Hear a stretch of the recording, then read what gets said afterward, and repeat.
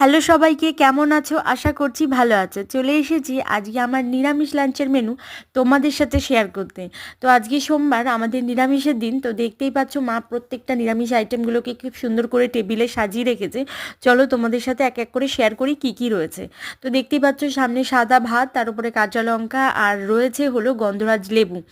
আর এখানে দেখতে পাচ্ছ স্যালাড রয়েছে, এখানে ফল। আমি প্রত্যেক দিন খাওয়ার পরে যে কোনো একটা ফল খেয়ে থাকি, তো আজকে ছিল ফলের মধ্যে আপেল।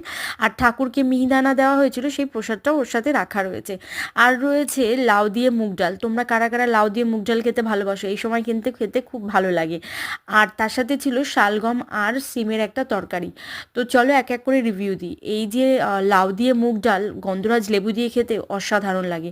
আর এই শালগম আর সিমের তরকারি কি তোমরা আগে খেয়েছো? তোমরা শালগমের তরকারি খেয়ে থাকলে আমাকে অবশ্যই কমেন্টে জানিও। এই তরকারিটা আমার মা খুব সুন্দর রান্না করে থাকে। তোমরা যদি এই রেসিপিটা জানতে চাও আমাকে কমেন্টে জানিও, আমি অবশ্যই